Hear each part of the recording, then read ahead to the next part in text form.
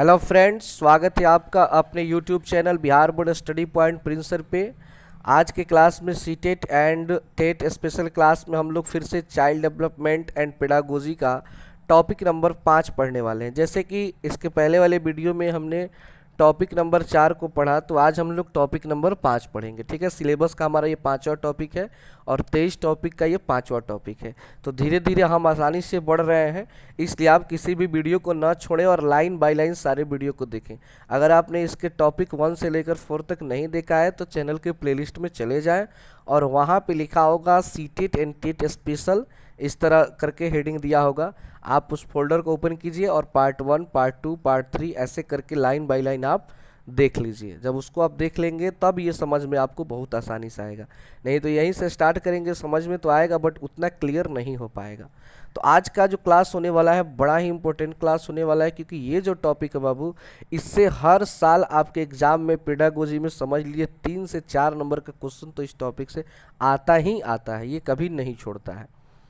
तो आज का हमारा टॉपिक है पाइगेट, जिसको पियाजे भी कहा जाता है, कोलबर्ग और वायोगट्स्की का सिद्धांत। मतलब कि पियाजे ने बच्चों के विकास में, बालक के विकास में कौन से सिद्धांत, कौन से नियम दिए, कोलबर्ग और वायोगट्स्की तीनों ने कौन कौन से नियम और सिद्धांत का प्रतिपादन किया, उसके बारे में आज की क्लास में हम लोग पढ़ने वाले हैं।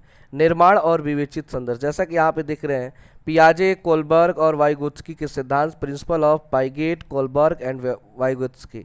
मतलब पाइगेट लिखे या पियाजे लिखे तो आप लोग घबराइएगा मत, ज़्यादा पियाजे ही लिखता है, पाइगेट कम लिखता है, लेकिन दोनों एक ही व्यक्ति हैं। तो चलिए इनका सबसे पहले हम पाइगेट, कोलबर्ग और वाइगोत्स्की का एक एक करके सारे सिद्धांतों को जानते हैं कि कौन कौन से लोग अपने अपने सिद्धांत में कौन कौन से नियम दिए थे।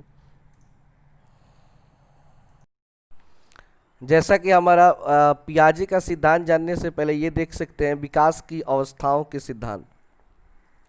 प्रिंसिपल ऑफ डेवलपमेंट स्टेज, मानव विकास की वृद्धि के कई आयाम होते हैं। मतलब कोई भी मानव अपने जीवन में अगर विकास करता है तो उसका बहुत सारा आयाम होता है, बहुत सारा स्तर होता है। विकास की अलग अलग अवस्थाओं में बालक में विशेष गुण देखने को मिलते हैं। इनके आधार पर मनोवैज्ञानिक अवस्थाओं के अनेक सिद्धांत बनाते हैं। मतलब कि हर व्यक्ति में जो विकास होता है उनको देखते हुए जो हमारे मनोवैज्ञानिक होते हैं, साइकोलॉजिस्ट होते हैं, वे लोग उन अवस्थाओं को देखकर ही नियमों को, सिद्धांतों को बनाते हैं कि उनमें विकास किस दर से और किस तरह से हो रहा है। विकास की अवस्थाओं से संबंधित सिद्धांतों में पियाजे, कोहलबर्ग और वाइगोत्स्की के सिद्धांत विशेष रूप से प्रसिद्ध हैं।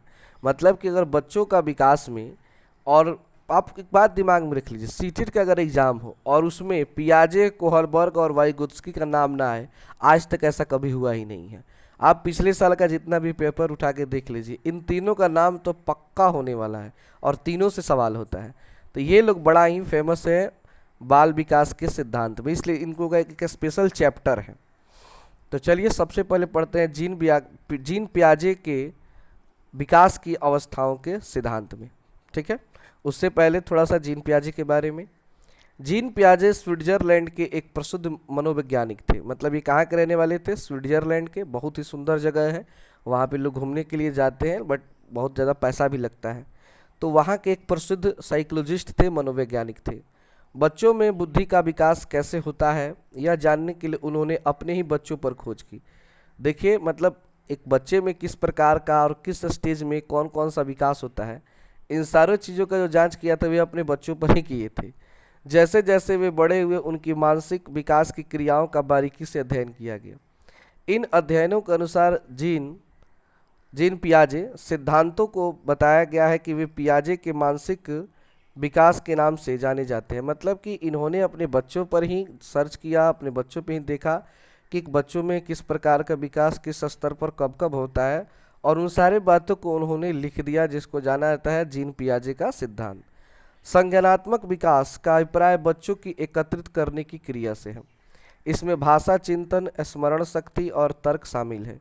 पियाजे के संज्ञानात्मक सिद्धांत के अनुसार जिससे संज्ञानात्मक संरचना को संशोधित किया जाता है, समावेशन कहलाता है।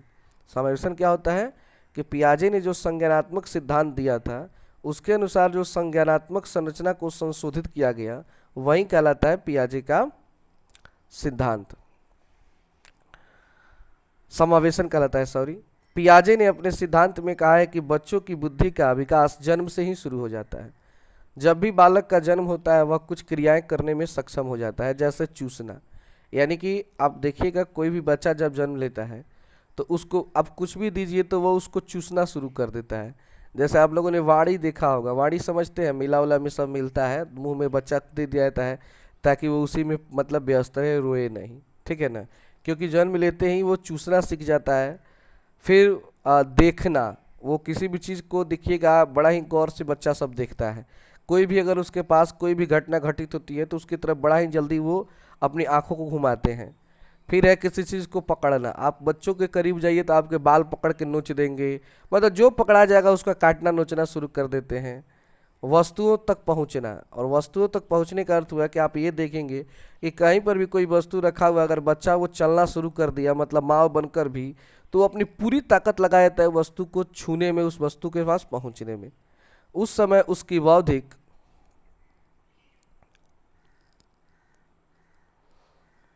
संरचना इसी प्रकार की होती है जो उसे केवल यही क्रियाएं करने योग्य बनाती है।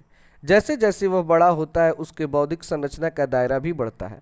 अब ऐसा नहीं कि जीवन भर वो ऐसा ही रहता है, जैसे जैसे बड़ा होता है उसकी सोच, उसका बुद्धि, हर चीज़ बढ़ता जाता है और वह बुद्धिमान बनता चला जाता है। पियाजे के अनुसार संज्ञानात्मक विकास का एक निश्चित समस्या अवस्थाओं के क्रम में होता है।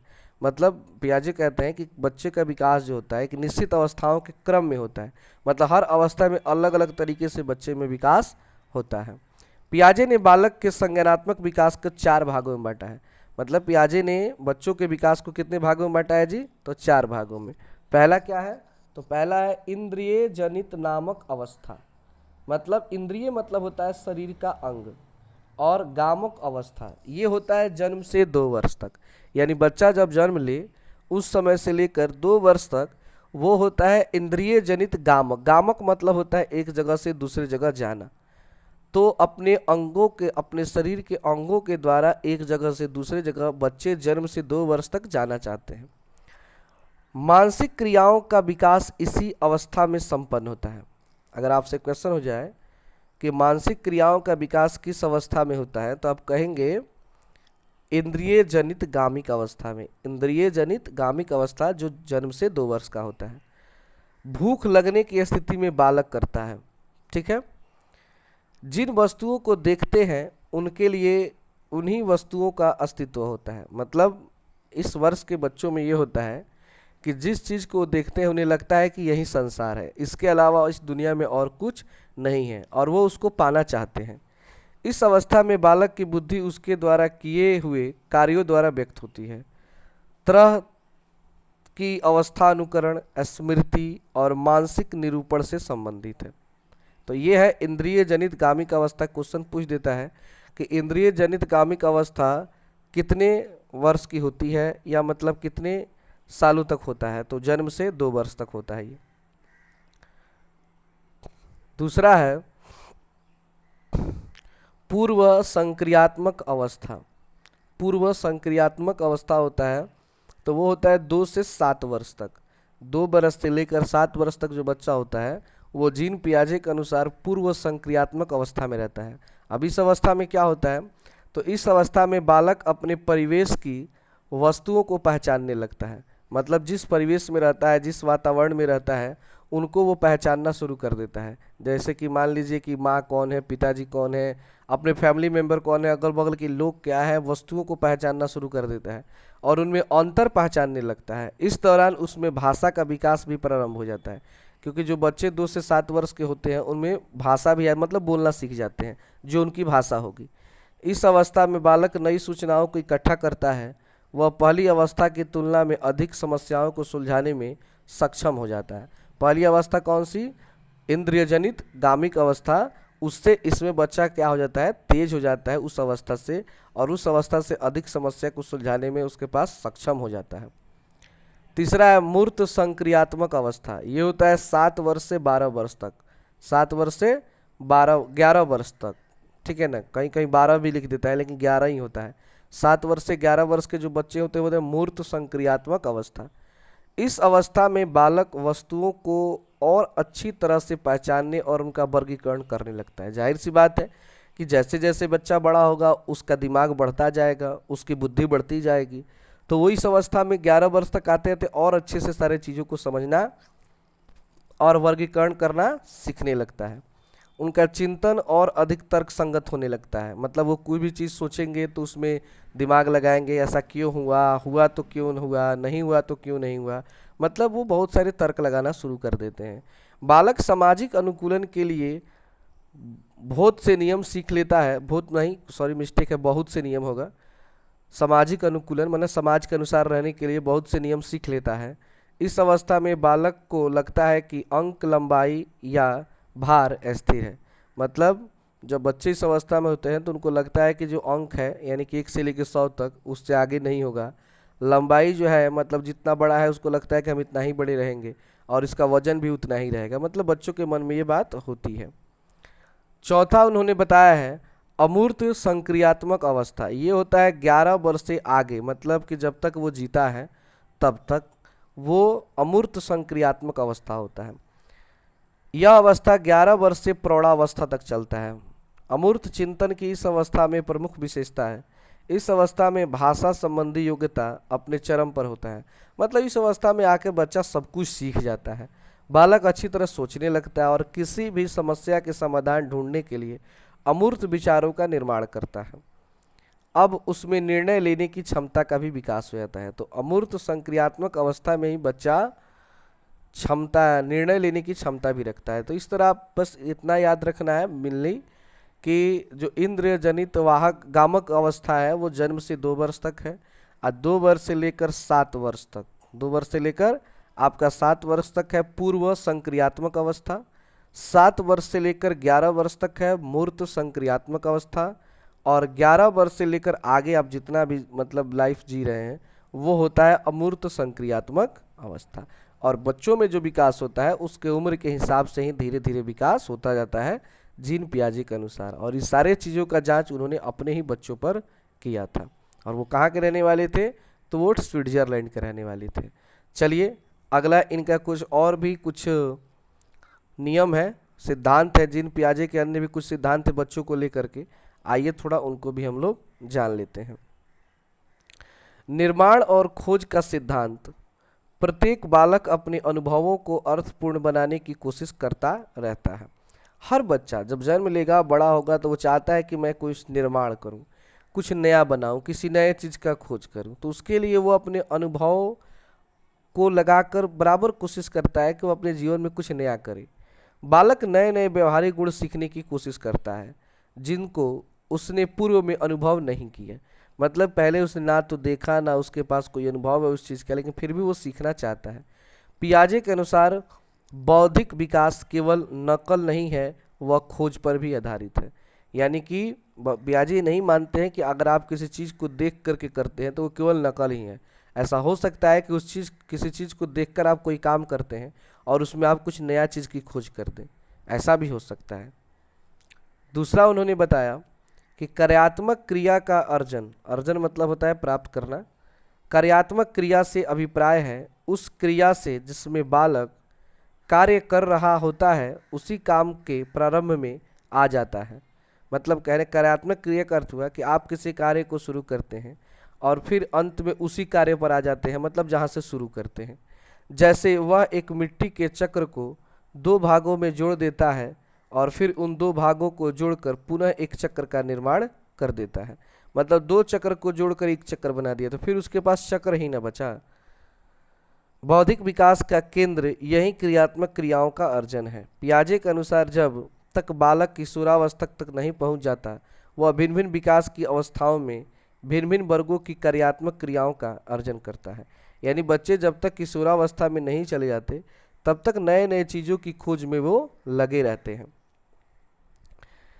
एक विकास की अवस्था से दूसरे पर जाने के लिए 2 तथ्य अत्यंत आवश्यक हैं, वो है सात्मीकरण और संतुलन।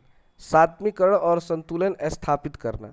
सात्मीकरण का अर्थ है बालक में उपस्थित विचारों में किसी अन्य विचार का समावेश होना। मतलब बच्चा है और उसके विचार में कोई नया विचार आ गया तो वो सात्मीकरण हो गया। और संतुलन का अर्थ है किसी नई वस्तु अथवा विचार के साथ समायोजन स्थापित करना। या अपने विचारों या गुणों को दूसरे नए गुणों और विचारों के साथ समावेशित करना। मतलब कोई आदमी किसी नियम को बता के चला गया और उसी नियम पे आप भी अपना नियम लगा रहे हो, उसी नियम के अनुसार आप चल रहे हो, तो आप उसके साथ संतुलन बना रहे हो। और सात्विकरण क्या है कि आप किसी विचार को जान करके और अपना कुछ नया विचार रख रहे हो, तो इससे भी क्या होता है कि बच्चों में विकास होता है। तो ये हो गया हमारा जीन पियाजे का सिद्धांत। अब हम दूसरे व्यक्ति लॉरेंस कोहलबर्ग का नैतिक विकास की अवस्था का सिद्धांत, मतलब कि कोहलबर्ग ने कौन कौन से सिद्धांत दिए और उसके अनुसार क्या क्या बताया कि जिससे बच्चों का विकास उन्होंने देखा और किस प्रकार बच्चों का विकास होता है, तो आइए जानते हैं। और फिर इसके बाद हम लोग जानेंगे वायोगेत्स्की का सिद्धांत कि उन्होंने बच्चों के बारे में क्या क्या बताया है।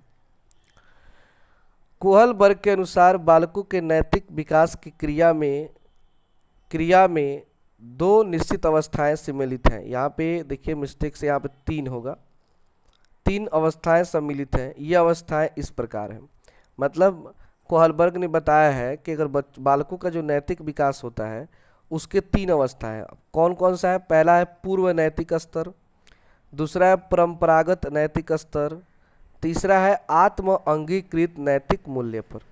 अब आइए एक एक करके सबके बारे में हम लोग जानते हैं। पूर्व नैतिक अवस्था में बालक की उम्र 4 वर्ष से 10 वर्ष तक होती है।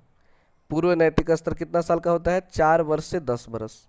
परंपरागत नैतिक स्तर में आयु 10 से 13 वर्ष होती है और आत्म अंगीकृत नैतिक मूल्य स्तर आयु 13 वर्ष से ऊपर होती है। कोहलबर्ग अध्ययन के आधार पर नैतिक विकास को निम्न अवस्थाओं में बांटा गया है। तो एक एक करके हम सबके बारे में पढ़ने वाले हैं। उससे पहले आपको दिमाग में रखना होगा कि जिस तरह जीन पियाजे ने बच्चों को 4 भागों में बटा अवस्थाओं के उन उम्र को बताया कि 0 से 2, 2 से 7, 7 से 11 और 11 से ऊपर, ठीक है ना।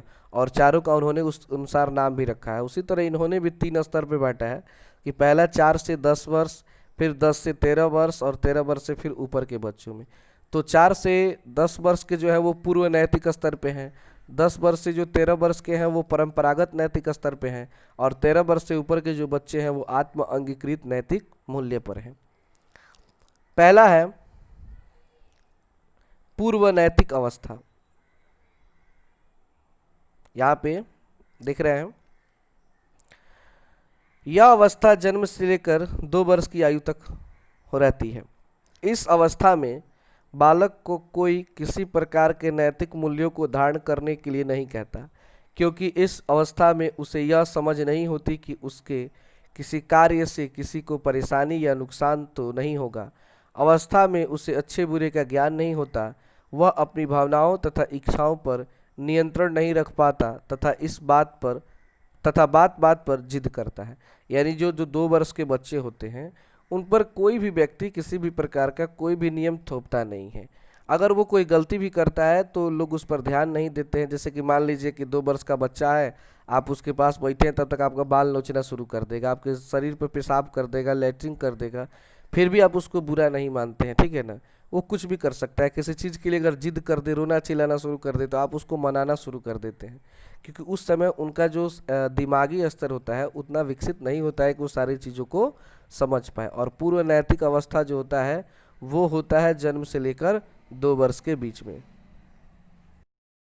यहाँ पे आप कंफ्यूज मत होइएगा कि अभी पूर्व नैतिक स्तर के बारे में बताया गया कि 4 वर्ष से 10 वर्ष होता है। बाबू, वो स्तर है और ये अवस्था है, ठीक है ना। तो स्तर 4 से 10 होता है, अवस्था जन्म से लेकर 2 वर्ष होता है। अब दूसरा है स्व केंद्रित अवस्था। जैसे कि अवस्थाओं में पियाजे ने 4 भागों में बांटा, उसी तरह इन्होंने 5 भागों में बांटा है, ठीक है। और स्तर को इन्होंने 3 भागों में बांटा है। स्व केंद्रित अवस्था है, यह अवस्था तीसरे वर्ष से शुरू होकर 6 वर्ष तक रहती है। कोहलबर्ग के अनुसार स्व केंद्रित अवस्था जो होती है वो 3 वर्ष से 6 वर्ष के बीच होती है। इस अवस्था में बालक की सभी नैतिक क्रियाएं अपनी आवश्यकताओं तथा इच्छाओं पर केंद्रित होती है। बालक के लिए वही क्रिया नैतिक होता है जो उसके हित में होता है। मतलब इस उम्र के बच्चे केवल अपने बारे में सोचते हैं, वो अपना फ़ायदा देखते हैं। जैसे कि आप किसी भी बच्चे को जो 3 वर्ष से लेके 6 वर्ष का बच्चा है, आप उसको कोई सामान खाने वाला दे दो और आप उससे फिर से मांगो तो आपको ही नहीं देगा वो। मतलब कि वो नहीं चाहता है कि मतलब मेरी कोई वस्तु कोई दूसरा ले ले, वो अपने लिए केवल सोचता है। और खैर वो तो कहीं से और कोई दिया होगा, आप मांगेंगे तो कभी देगा ही नहीं, चाहे कुछ भी कर लीजिए। अब मांग के हम लोग बुलाते भी हैं कि बाबू दे दो, हम भी तुमको देंगे, वो कुछ नहीं देगा ही नहीं, भले आपका ले लेगा लेकिन आपको नहीं देगा। तो वो होता है स्व केंद्रित अवस्था में, जो 3 वर्ष से 6 वर्ष का होता है। तीसरा है परंपराओं को धारण करने वाली अवस्था, मतलब परंपरा को कब धारण करता है, तो वो तीसरा स्टेज है। 7वें वर्ष से किशोरावस्था का होता है, मतलब 7 वर्ष से लेकर जब बच्चा किशोरावस्था में चला जाए, ठीक है ना, किशोरावस्था समझते हैं ना, 12 से 18 वर्ष, तो उस समय वो परंपराओं को धारण करने लगता है। इस अवस्था में बालक सामाजिकता के गुणों का धारण करता है, मतलब व्यक्ति जो होता है, बच्चा जो होता है, सामाजिक में पढ़ने लगता है, वो सामाजिकरण करने लगता है। उसमें सामाजिक नियमों के प्रति नैतिकता का विकास होता है, मतलब वो समाज के प्रति सोचना शुरू कर देता है क्या गलत है और क्या सही है। इस अवस्था में उसे अच्छे बुरे का ज्ञान हो जाता है और वह समझने लगता है कि कौन सा व्यवहार उसके समाज के हित में है या नहीं, मतलब वो हर चीज़ को समझने चल लगता है कि समाज में कैसे रहना चाहिए, क्या गलत है और क्या सही है, किसके साथ कैसे बात करना है, कैसे व्यवहार करना है। चौथी उनकी जो अवस्था है कोहलबर्ग की, वो है आधारहीन आत्मचेतन अवस्था। आधारहीन आत्मचेतन अवस्था, यह अवस्था किशोरावस्था से संबंधित है। इसमें बालक में स्वयं के गुणों की प्रवृत्ति उत्पन्न हो जाती है। पूर्णता की चाह उसे संतुष्ट नहीं रहने देती, यही असंतुष्टि उसे समाज या परिवेश में जो गलत हो रहा है उसे बदलने या परंपराओं का विरोध करने के लिए उकसाती है।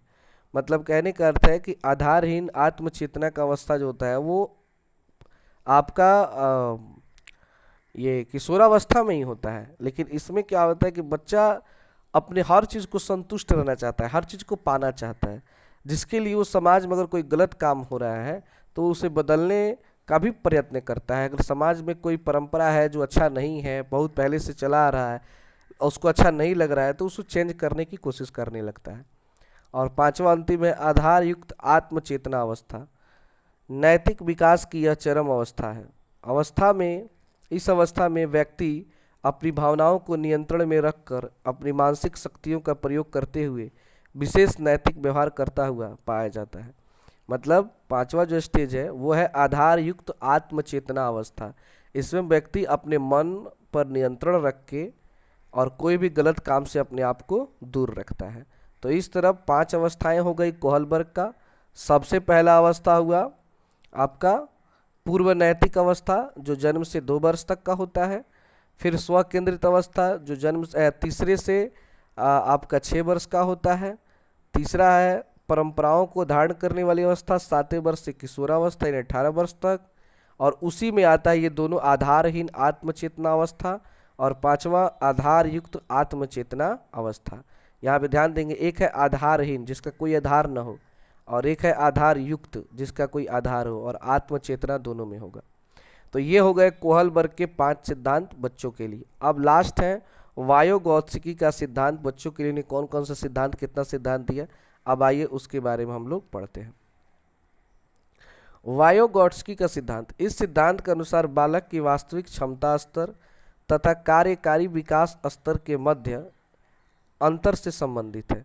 मतलब कि बच्चे में कौन सी वास्तविक क्षमता है और वो कौन सा कार्य कर सकता है, वो कौन सा कार्य करके विकास कर सकता है, उसके बीच में क्या अंतर है, उससे संबंधित है वायोगॉत्स्की का सिद्धांत। अंतर को निकट विकास का क्षेत्र कहते हैं। आइए वॉत्स्की निकट विकास क्षेत्र सिद्धांत।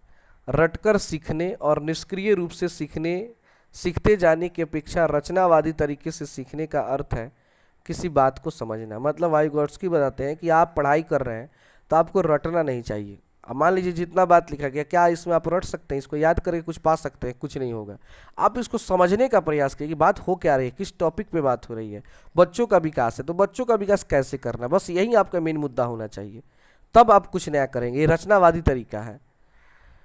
मार्गदर्शन में कुछ समझकर सीखना एक ऐसी प्रक्रिया है जो 4 चरणों से होकर गुजरती है। अब इन्होंने चरण बनाया, अवस्था नहीं चरण बनाया है, ठीक है। प्रथम चरण, द्वितीय चरण, तृतीय चरण, चतुर्थ चरण, इसके हिसाब से इन्होंने बच्चों के विकास के बारे में समझाया। तो आइए हम प्रथम चरण को समझते हैं। प्रथम चरण वह है जिसमें व्यक्ति को किसी अपने से अधिक योग्य व्यक्ति से सीधे सहायता प्राप्त होती है। इसमें योग्य व्यक्ति बच्चे के साथ काम करते हुए यह देखने में मदद करता है कि वह पहले से क्या जानता है और इसका उस प्रश्न से क्या संबंध है जिसका हल वह निकालना चाहता है। प्रश्न का हल वह खुद खोजता है। मतलब प्रथम चरण में कोई भी बच्चा क्या होता है कि वो सहायता लेना चाहता है, स्टार्टिंग में दूसरे से जानने का प्रयास करता है और उसको जान करके उसके बाद चाहता है कि उस प्रश्न का हल वो खुद खोजे, वो खुद उस सवाल को सॉल्व करना सीखता है प्रथम चरण में। द्वितीय चरण में, इस चरण में बच्चा स्वयं अपनी मदद करता है जो कि पहले किसी बड़े के द्वारा की जाती थी। मतलब पहले चरण में वो किसी और से सीखता था और से पूछता था, लेकिन द्वितीय चरण में चाहता है कि मैं खुद से सारा चीज़ करूं। बड़े की मदद सिर्फ इतनी चाहिए कि वह पहले और अब के सवाल के बीच की समानता को इंगित करे। अब बड़े का हेल्प लेगा भी तो कब लेगा, मतलब जहाँ पे उसको बहुत ज़्यादा दिक्कत होने वाला है, तब समस्या होगा तब लेगा। तो वो होता है द्वितीय चरण। तृतीय चरण के अंतर्गत क्या होता है कि यह चरण तब आता है जब बच्चों को न तो किसी योग्य व्यक्ति की सहायता की आवश्यकता होती है और न ही उन्हें बार बार सोचना पड़ता है कि आगे क्या करना है। मतलब जब बच्चा बड़ा हो जाता है तो वो ज़्यादा किसी की आवश्यकता नहीं समझता है, तो तृतीय चरण है।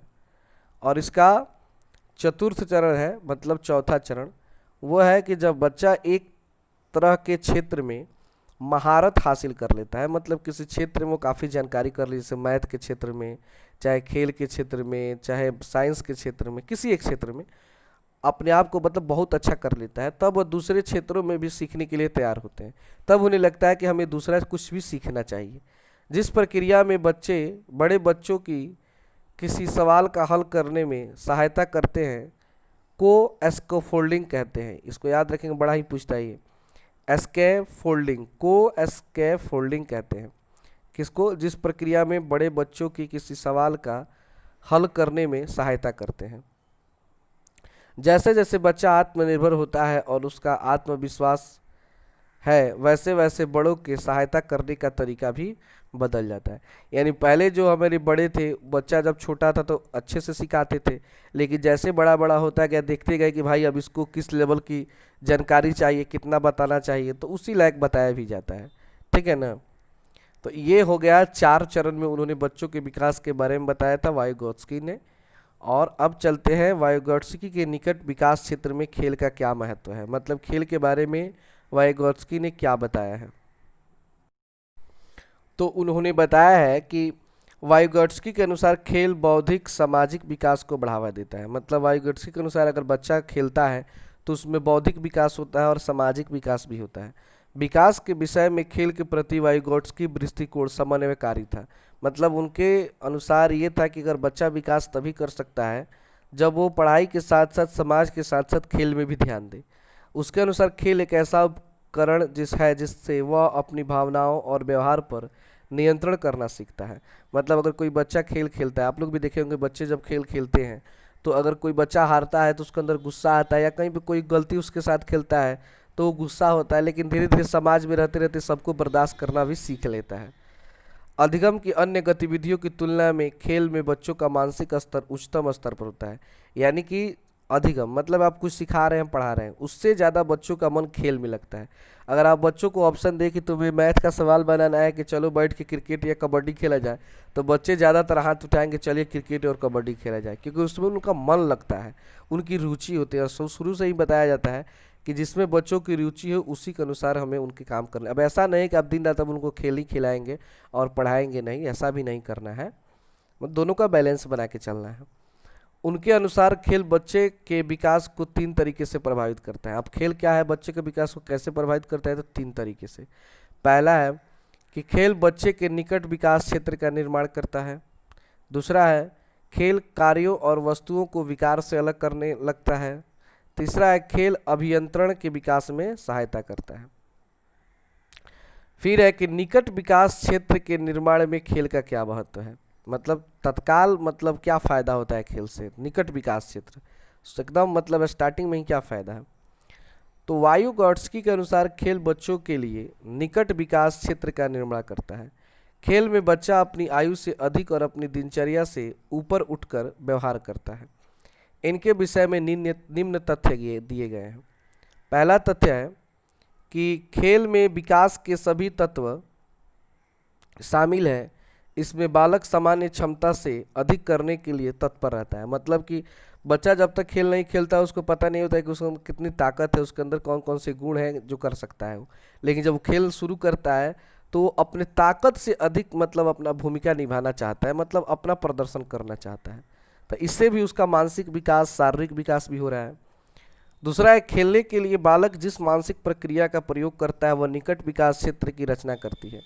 बच्चा निकट विकास क्षेत्र पर काम कर सके उसके लिए खेल का नियम, भूमिका तथा प्रेरणा सहायता करता है। मतलब जब खेल खेलेगा तो खेल के नियमों को जानेगा, खेल के नियमों को जानेगा तो नए नए चीज़ों को सीखेगा, इससे उसका बौद्धिक क्षमता भी बढ़ेगा।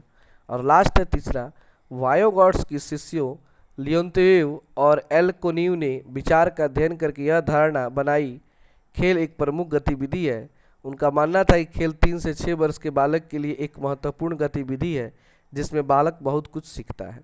यानी 3 वर्ष से लेकर 6 वर्ष के बच्चे जो हैं वो खेल खेल में ही बहुत कुछ जीवन में सीख जाते हैं। और ये बात बताए थे वाइगॉट्स्की के 2 शिष्य थे, लियोन्तेव और एल्को नीने और लियोन्तेव। ठीक है ना। तो इस तरह हमारा ये टॉपिक नंबर 5 भी समाप्त होता है। फिर मिलते हैं टॉपिक नंबर 6 पे। तो आज के लिए इतना ही।